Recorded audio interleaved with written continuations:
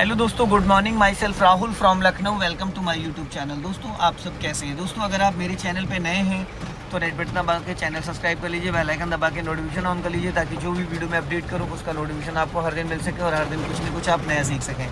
मेरे साथ मेरी स्टूडेंट है, मैं उनका नाम जान लेता हूँ। क्या नाम है, कौन सा डे है और क्या कॉन्फिडेंस है?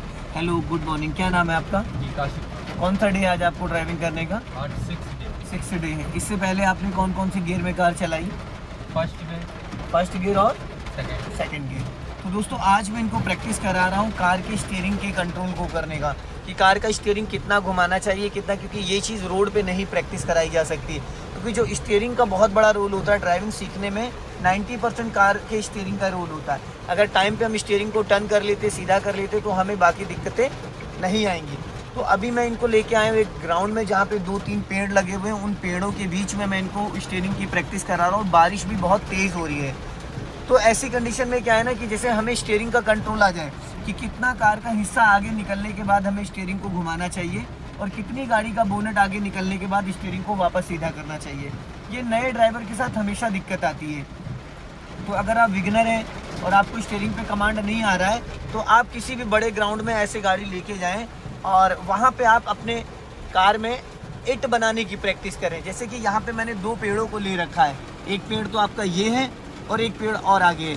तो इन 2 पेड़ों को एज ए ज़ीरो समझ लो आप, कि सर्कल बनाना है। वहाँ पे आप इट बनाने की कोशिश करें। जैसे कि ये इट बना रहे हैं, पिछले 5 मिनट से ये इट बना रहे हैं। तो इससे स्टीयरिंग का बहुत अच्छे से आपको कंट्रोलिंग समझ में आ जाएगा, स्टीयरिंग का पैटर्न समझ में आ जाएगा। 90 डिग्री किसे कहते हैं स्टीयरिंग कब घुमाना होता है, और फुल राउंड किसे कहते हैं, हाफ राउंड क्या होता है और 1.5 राउंड क्या होता है स्टीयरिंग का। अब ये चीज़ जो है ना, ये आप मेन रोड पे नहीं सीख सकते। अब इसका उल्टा करना है, इधर से लेके आओ, अपोजिट करना है, समझ रहे हो? उल्टा समझ के जो आप कर रहे थे उसी का सेम उल्टा।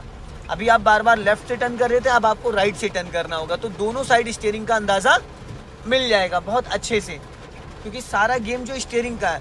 कार को पार्किंग में लगाने के लिए स्टीयरिंग का रोल होता है, कार को यू टर्न करने में स्टीयरिंग का रोल होता है, पैरेलल पार्किंग करने में स्टीयरिंग का रोल होता है। तो जहाँ तक मेरा मानना है कि 90% गाड़ी जो है वो स्टीयरिंग से सीखी जाती है।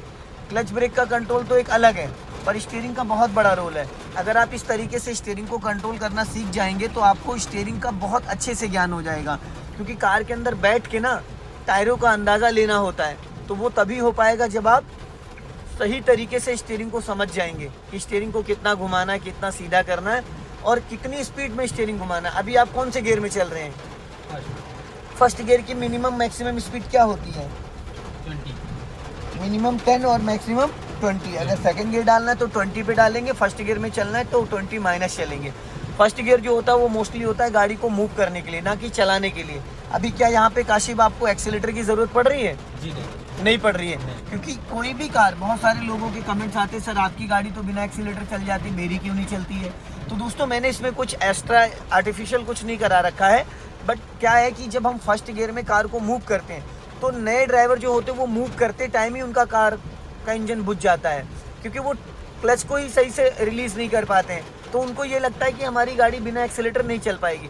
कलाकारी जो होती है वो क्लच को रिलीज़ करने में होती है। हाफ क्लच पे गाड़ी को कम से कम 2 से 3 मीटर चलाना होता है। बचा हुआ जो क्लच है वो 2-3 मीटर के बाद ही रिलीज़ करना होता है।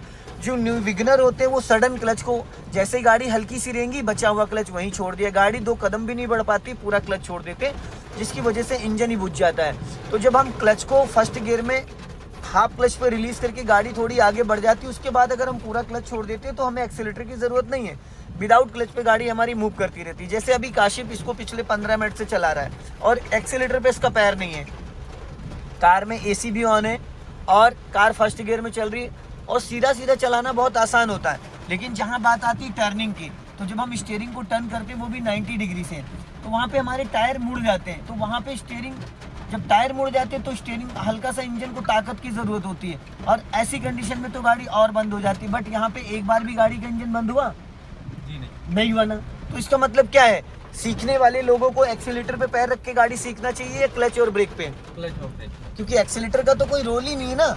एक्सीलेटर का रोल तो वहाँ होता है जहाँ पे हमको 30 प्लस चलना हो, 40 प्लस चलना हो, है ना। अब इस पेड़ के पीछे से ले लो, समझ में आ गया ना?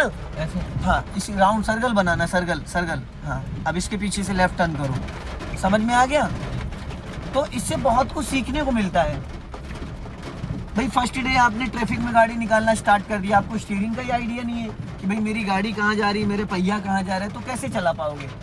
अब तीनों पेड़ को लेना, उसके पीछे से आओ, समझ गए, त्रिकोण बनाना है ऐसे, उसके पीछे से आओ, समझ गए, तीनों पेड़ों को लेके राउंड करना है। अगर जिसने स्टीयरिंग का कमांड सीख लिया उसके लिए बहुत आसानी से कार चलाना आ जाता है, कभी भी दिक्कत नहीं आती, लेकिन स्टीयरिंग का समझना बहुत ज़रूरी है।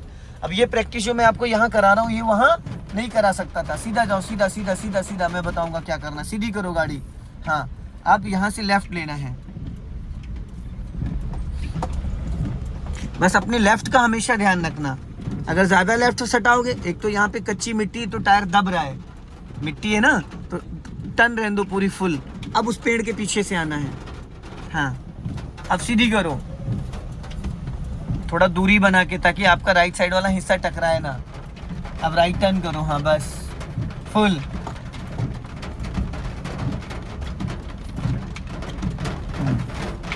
अभी नहीं, अभी सीधी जाओ, सीधी सीधी, हाँ सीधी करो। अब उसके पीछे से सीधी, हाँ, अभी भी आप स्टीयरिंग पे गलत हाथ रखते हो। जब पहिया एकदम सीधा होता है तो 3 और 9 जो वॉच का टाइम होता है ना, 3-9 का, वो डायरेक्शन होना चाहिए। भाई जब स्टीयरिंग ही गलत पकड़ोगे तो फिर उसका अंदाजा कैसे आएगा, आएगा फिर, समझ में आ गया। अभी सीधी करो गाड़ी, हाँ। तो दोस्तों आई होप आपको ये वीडियो पसंद आई होगी। वीडियो पसंद आए तो इसे लाइक करें, शेयर करें, कमेंट बॉक्स में ज़रूर बताएं कि वीडियो कैसा लगा। क्योंकि जो स्टीयरिंग का कमांड है ना, बहुत सारे लोगों के कमेंट्स आते रहते, सर हमसे स्टीयरिंग ही नहीं संभाल पा रहा है, हमें अंदाज़ा ही नहीं मिल पाता कि हमारा पहिया कहाँ जा रहा है कार का, और कितना हम लेफ्ट घुमाएं, कितना राइट घुमाएं। तो इस वीडियो से आपको बहुत कुछ सीखने को मिलेगा। जय हिंद, वंदे मातरम।